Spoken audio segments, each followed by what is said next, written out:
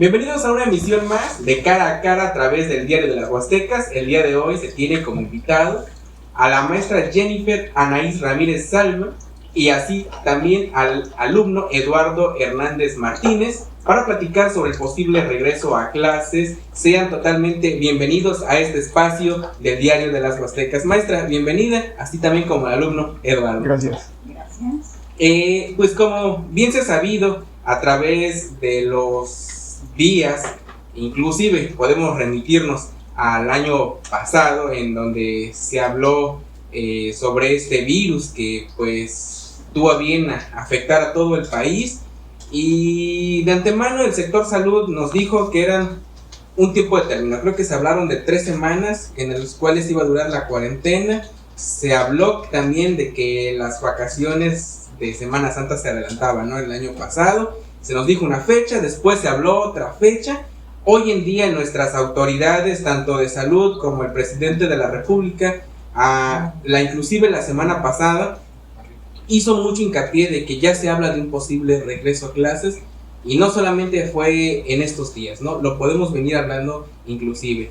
¿Qué podemos abonar en esta parte al respecto? Primero, enfocarnos cómo fue la educación virtual desde el inicio de la pandemia hasta la semana pasada, que fue ya el fin de cursos. Desde la parte, usted como docente, y ahorita la vamos a hablar con el alumno.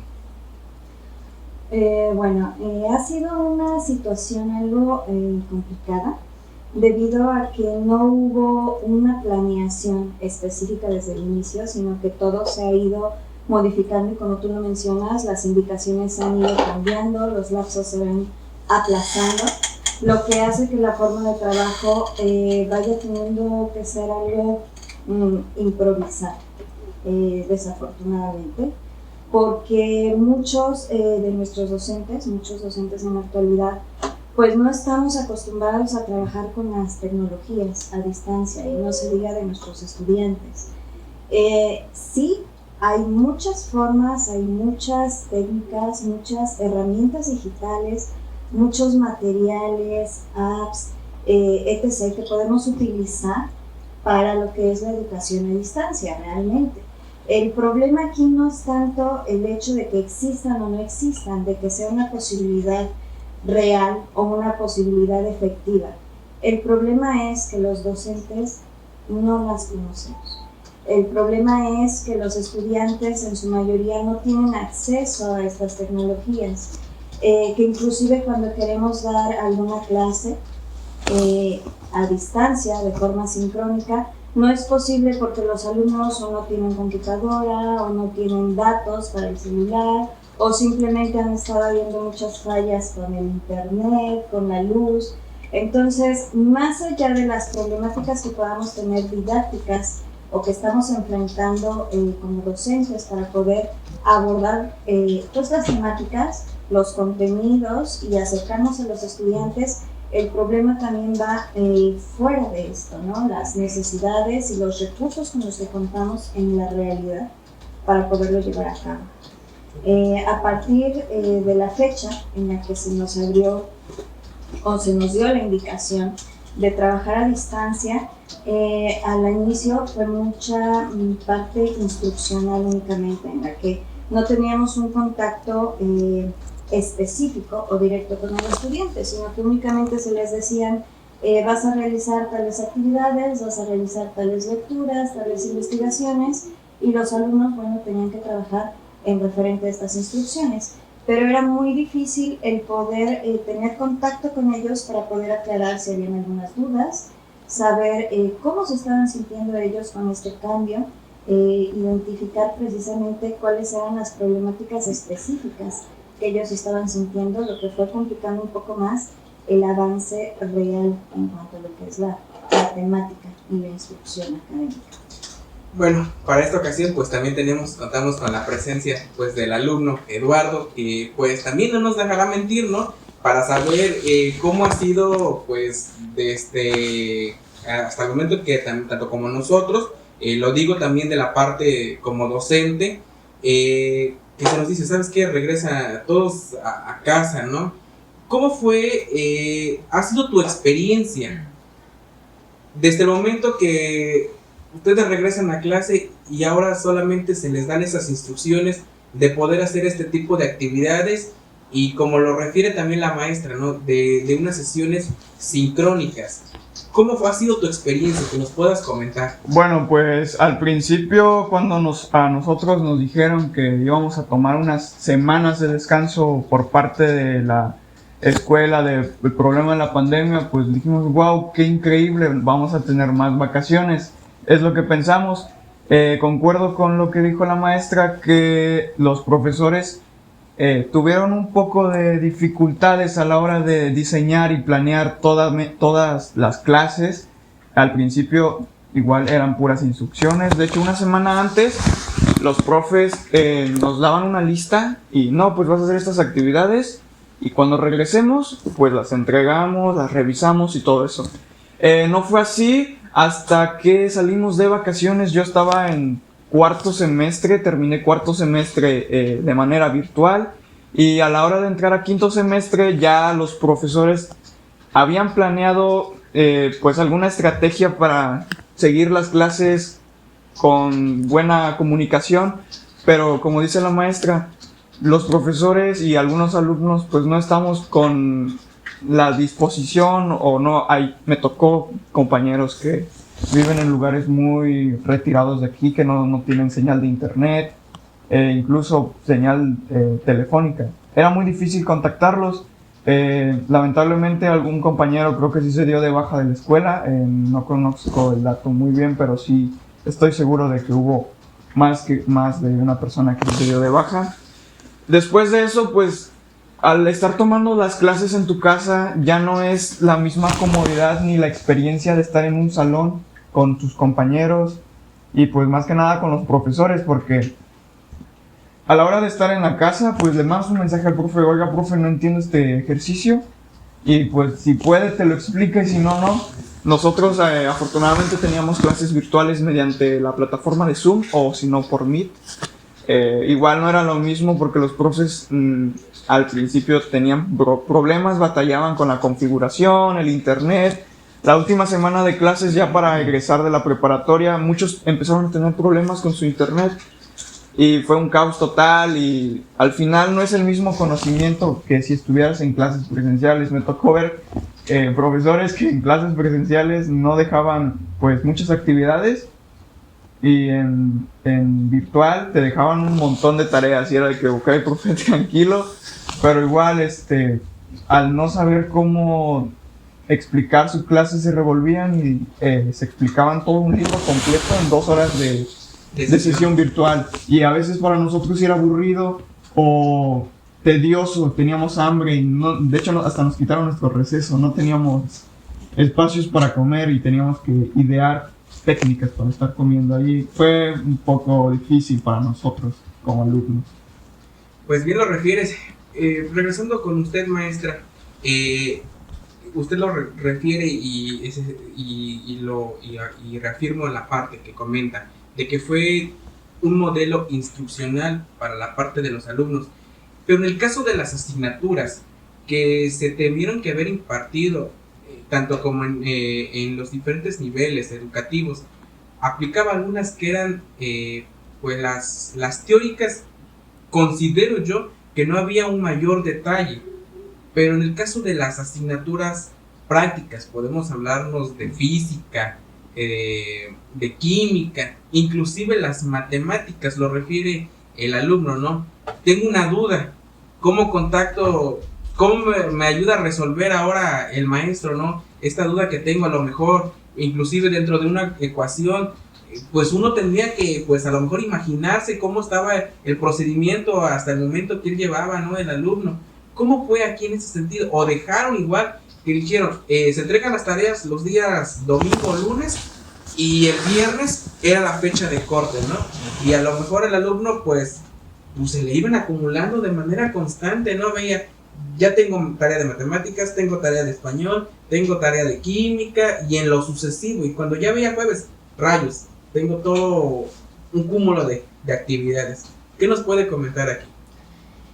Bueno, esto es una pregunta muy abierta, debido a que, como lo mencionaba anteriormente, no hubo una planeación previa ni una organización institucional que nos permitiera tener cierta metodología o ciertas técnicas específicas para trabajar con los estudiantes. Entonces hubo mucha improvisación por parte de los docentes. Habían docentes que, bueno, no tenían contacto con las tecnologías y fue más complicado para ellos y supongo que su modelo fue más instruccional.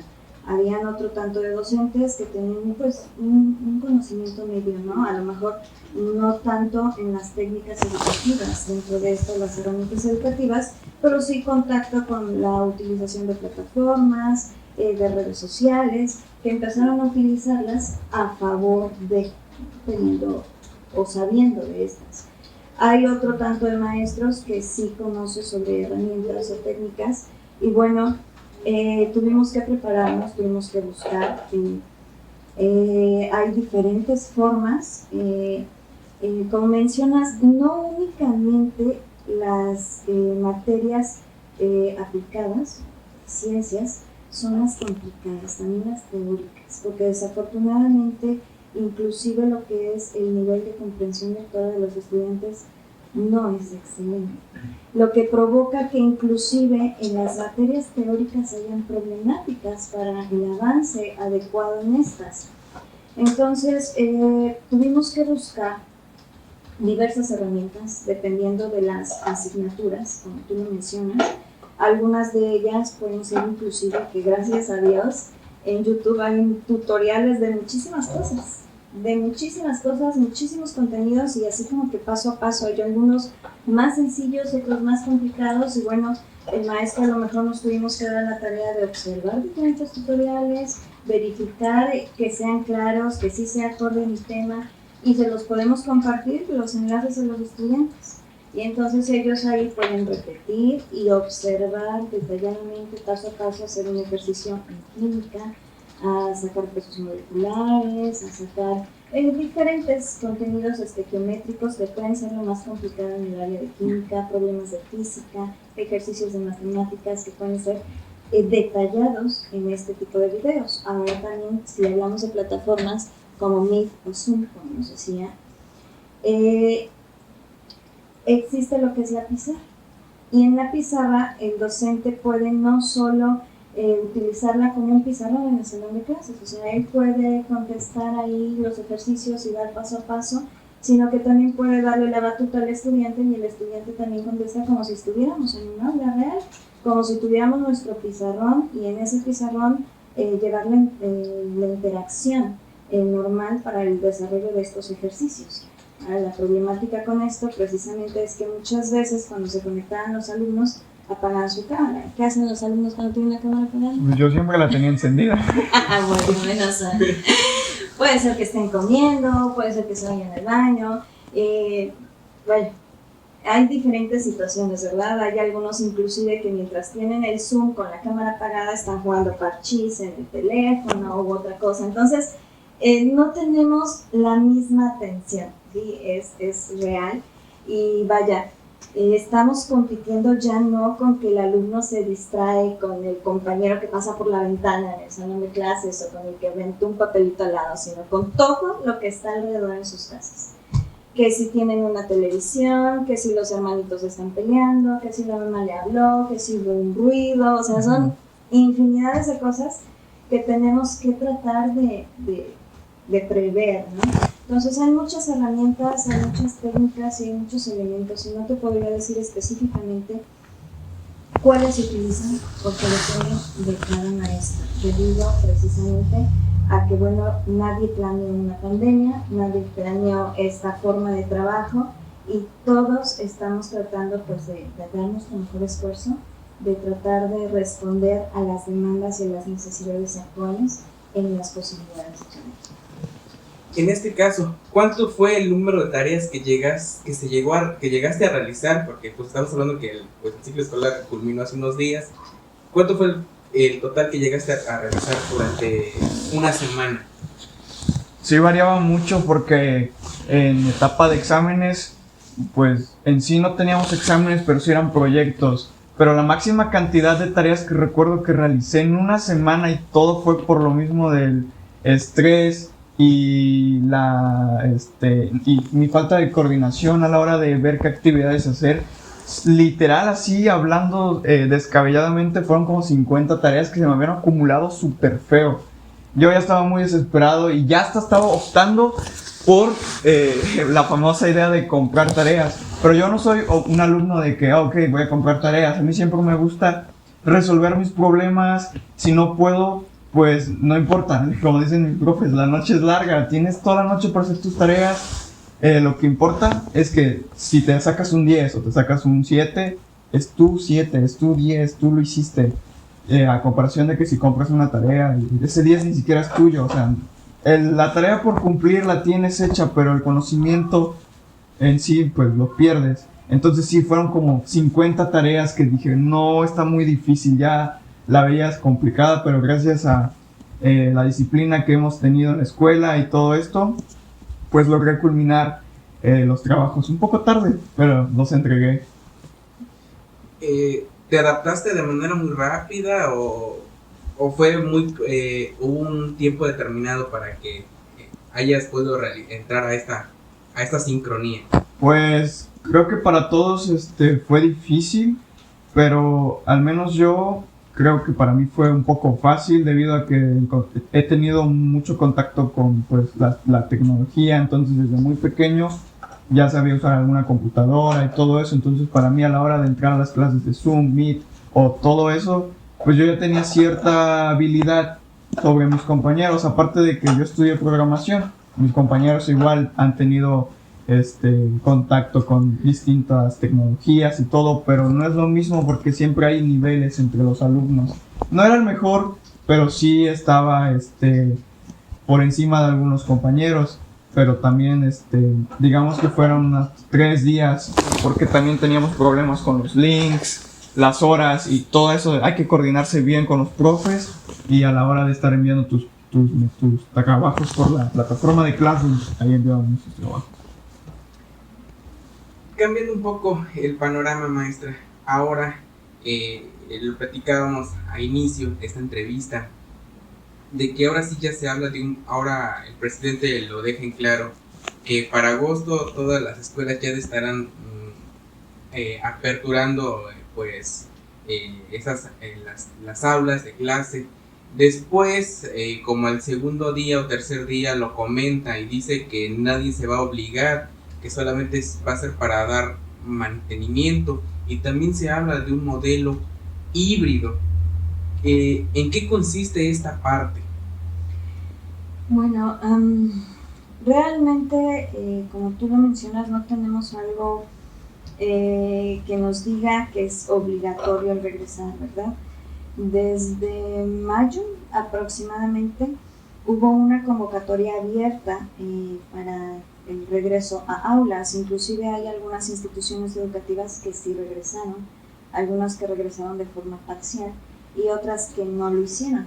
Pero esto fue por consensos, es decir, no es porque los maestros de cierta institución hayan dicho sí vamos a regresar, y por eso regresamos, o otros que dijeran no vamos a regresar y no, sino que fue un consenso entre padres de familia, docentes, lo que es el patronato escolar, que dialogan sobre las situaciones muy particulares de cada escuela. Nosotros sabemos que cada escuela pues es totalmente diferente. Por ejemplo, viene del CECIT, sí, y hay escuelas, por ejemplo, un telebachillerato en el Pintor. Estamos de acuerdo que las condiciones pues son totalmente diversas, ¿no? Entonces no podemos tener una fecha de apertura o unas instancias específicas de trabajo. Por ejemplo, en la escuela donde yo laboro ni siquiera tenemos agua potable, no tenemos lo que son los servicios. Entonces, ¿cómo podríamos pretender mantener los lineamientos de limpieza, de sanidad que nos están solicitando si ni siquiera tenemos el agua potable como para poder mantener esta pues necesidad inherente, ¿no? Por lo tanto, dependiendo de cada institución educativa, se llegó precisamente en cuanto a las necesidades, las posibilidades, el personal con el que se cuenta, la opinión de padres de familia, si se retornaba o no se retornaba. Sin embargo, para el siguiente ciclo escolar todavía oficialmente no nos han dicho nada. Sin embargo, en el magisterio nosotros estamos tomando cursos de actualización docente que normalmente eran presenciales, pero ahora los estamos tomando en plataforma, Clavijero. Entonces, ya tenemos convocatorias, inscripciones y nuestros cursos en Clavijero van a iniciar. Por lo tanto, no sabría, no podría darte una información más específica de cómo se pueda o se vaya a manejar realmente ya de forma detallada o segura al inicio del ciclo escolar, ya que ni a nosotros mismos nos han dado una información específica, exacta. ¿no? Pero en cuanto se lo decía hace un momento, hablar de este modelo híbrido, se habla de cómo va a consistir para estos padres de familia que nos van a escuchar o que nos van a estar viendo en algún momento, para comentarles ellos, dicen, no es que se habla de un modelo híbrido, pero a lo mejor solo se pronuncia en esta parte, ¿no?, de la ciudadanía o de los padres de familia, pero comentarles a ellos, usted que también que conoce del sistema educativo, ¿cómo va a ser si se habla de un posible regreso a clases? Se habla de un posible regreso paulatino, en el cual no tendríamos que tener los salones a cupo lleno, sino que habrían organización de diferentes horarios, ¿no? Probablemente algunos alumnos vayan en algún tiempo, otros alumnos otros días, en otros horarios, para no tener precisamente las escuelas a capacidad llena.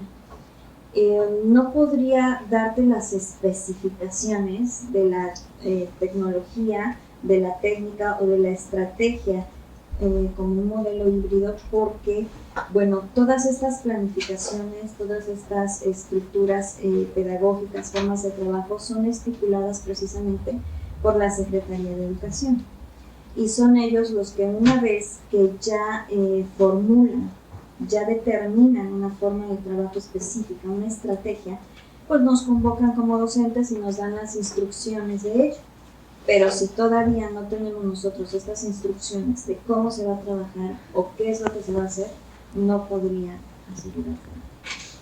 Entonces estaremos al pendiente de las instrucciones que nos maneje la Secretaría de Educación Pública a nivel federal. Se está, pues se dijo la semana pasada por parte del presidente de la República que se estaba trabajando con un diseño acerca de las diferentes estrategias para poderlas implementar. Estaremos al pendiente de toda la parte, pues, docente pues, del país, ¿no?, para implementarlas. Pero volviendo aquí con el alumno que pues hoy se ha sumado a esta conversación, desde tu perspectiva, ¿te es grato el llegar ya a un aula, o sientes que faltó mucha parte del conocimiento a reforzar durante esta pandemia, estas clases virtuales? Pues en parte regresar a las clases presenciales estaría muy genial, porque como lo dije anteriormente, el conocimiento que adquieres a la hora de estar en presencial es muy diferente al estar en clases virtuales. Y pues regresar, o sea, sí te causa emoción de, wow, clases, ver a mis amigos, sobre todo, o algunos profesores, porque siempre hay alumnos que tienen mucho apego con los profesores. Yo soy uno de ellos. Y pues, o sea, siempre nos ha motivado esa idea de que algún día íbamos a regresar. Lamentablemente yo pues estoy terminando preparatoria, entonces como la maestra dice que ya no hay una posible fecha de regreso, pues está complicado tener esa idea de despedirte de tus amigos por última vez, de los profesores. Y pues más que nada es tu segunda casa, porque estuviste ahí, comiste ahí, tuviste tus problemas, lloraste quizás, no sé. Y pues estaría genial, pero pues siempre todo hay que hacerlo a su debido tiempo, porque no podemos forzar algo que todavía no está listo, ¿sabes? Podemos tal vez regresar, sí, paulatinamente, pero digamos que se desencadena otra ola y problemas, y se ocasionan problemas. Luego incluso la escuela se puede meter en problemas con los papás de que por qué permitieron clases y aún sabían que estábamos en peligro, y más ahorita que está volviendo a brotar la pandemia. Exacto, ¿no? Bien lo refieres, que estamos todavía en un foco rojo dentro de la ciudad. Bueno, tan solo Huejutla, el estado pues está en amarillo en esta ocasión, a la actualización que se tuvo el día viernes. Hoy se toman otros criterios, no solamente el número de contagios, sino el número de funciones, que es otro criterio que se está tomando en cuenta para estar actualizando pues estos datos sobre la cuestión de la COVID a nivel país y sobre todo dentro de nuestro estado de Hidalgo. Comentando con usted, maestra, ¿qué tan viable sería o cómo se tomaría esta parte del regreso, del posible? Estamos hablando del posible, porque no hay nada fijo hasta este momento. Estamos todos a la espera de nuestras autoridades, tanto federales y educativas, ¿no? ¿Cómo sería este posible retorno? ¿Cómo lo vería la aceptación por parte del docente y sobre todo de los alumnos? Bueno, mira, yo creo que esta pregunta ya no es nueva en el contexto de que no es una suposición a lo que vaya a pasar, sino que lo vimos que pasó en mayo, cuando se nos convocó al regreso o el retorno a aulas. Nosotros sabemos que a nivel nacional hubieron varias escuelas que regresaron, e inclusive con estos regresos a clases hubo rebrote, exactamente, esta nueva ola. Entonces no podemos cerrar los ojos al hecho de que precisamente coincidió este rebote y estos aumentos de semáforos cuando varias instituciones educativas regresaron a lo que es forma presencial, ¿no? Muchos lo perciben, muchos son detalles que hemos estado hablando, y una cuestión muy importante que los docentes hemos estado valorando, hemos estado viendo, es que en cuanto nos vacunaron, dijeron o convocaron presencias, ¿verdad? Regresar a lo que son las aulas, pero en nuestro alumnado, ¿cuántos alumnos han sido vacunados? Ninguno, hasta el momento. ¿Cuáles son las consecuencias de esto, no?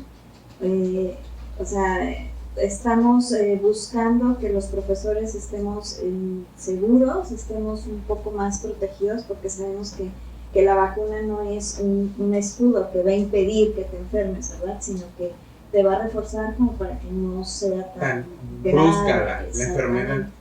Pero ningún estudiante ha sido vacunado. De hecho, ese es el principal motivo, ¿no? El principal detonante que los docentes estamos viendo precisamente por el hecho del retorno a clases, ¿no? Y tomando en cuenta que, bueno, los muchachos actualmente se está diciendo que las nuevas cepas afectan más están afectando más a los jóvenes, exactamente. Entonces, el tomar un retorno a clases sin que ellos estén vacunados, pues es ponerlos en riesgo, a ellos, a sus familias e inclusive a nuestras propias familias. Pues, ¿qué te puedo decir? La opinión en cuanto a este retorno a clases pues varía mucho de persona, de contexto, de institución educativa, de las posibilidades que tengan para poder fundamentar ciertas estrategias. Entonces, la opinión es muy variada, no podemos unificarnos en este contexto. Si tú me preguntas en cuanto al lugar en el que yo laboro, en el contexto en el que me desarrollo, si las condiciones siguen estando como en mayo, es muy difícil que nosotros regresemos a presencial. Pues usted lo refiere, ¿no? Que ahorita pues ese es un grupo muy vulnerable hasta el momento. Ha habido casos de rebrote.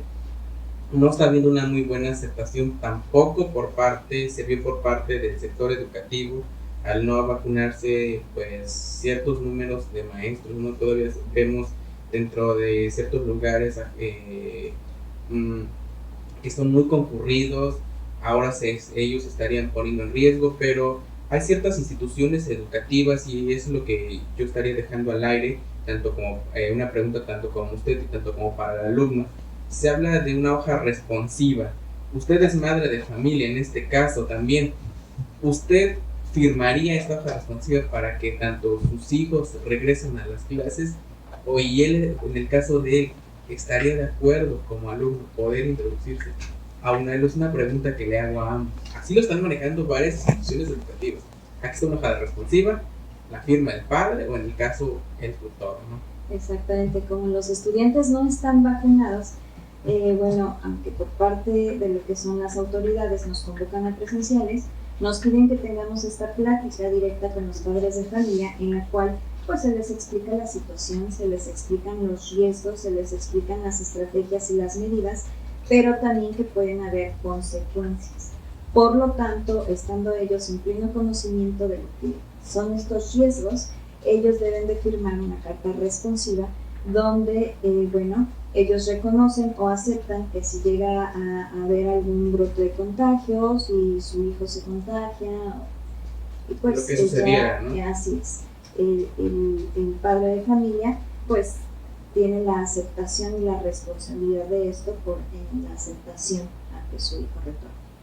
Ahora, en mi caso personal, que me preguntas como madre de familia, pues tengo niños de diferentes edades, ¿no? Tengo una niña de 4 años, a la cual lo más seguro es que si yo identifico que no es seguro, pues no voy a firmar la carta responsiva, ¿no? Y gracias a Dios está pequeña en preescolar y puedo, conozco los contenidos y sé trabajar con ella, ¿no? Lo que necesite, darle la educación en casa y la asesoría con los seguimientos de los docentes.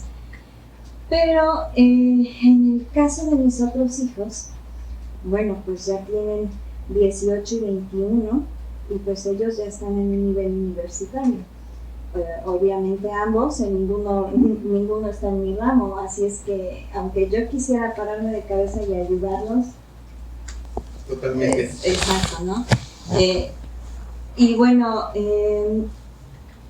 uno está en sistemas, entonces creo que él todavía podría trabajar un tiempo a distancia y no hay problema. Pero la otra está en biología marina y dime, ¿cómo no firmar una carta responsiva? Cuando sé, por ejemplo, que tiene clase de buceo, ¿cómo va a tomar una clase de buceo en mi casa? Jamás. Prácticas en laboratorios. O sea, hay situaciones y hay momentos donde aunque no estés convencida, lo tendría que hacer. No te ves. Entonces, si en dado caso, en circunstancias con ellas, citaran a presencial y bueno, pidieran lo que es la firma en la carta responsiva, lo más seguro es que en el caso de ella específicamente sí lo tendría que hacer. Obviamente que pues con todas las medidas, ¿no? Para que pues pudiera salvaguardar o estar salvaguardando su integridad física en el lugar en el que se encuentra. Uh-huh. Volviendo contigo, ¿aceptarías? Pues es que la verdad, como dice la maestra, dependiendo mucho de qué estés estudiando.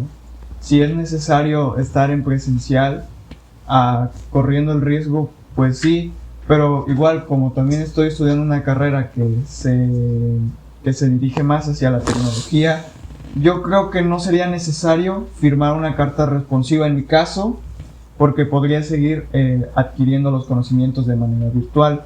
Pero alguien que es chef o cosas así, o sea, también lo puede hacer en su casa, pero digamos que tiene alguna presentación o cosas así, entonces sí es necesario, igual como lo dice la maestra, clases de buceo en la casa está complicado. Entonces creo que dependiendo de cada situación del alumno y del papá, pues ver si conviene y si es necesario más que nada firmar la carta. Si no es necesario, no te arriesgues y mejor toma las clases de manera virtual sin arriesgar a tu familia y mucho menos a amigos tal vez que también puedes contar.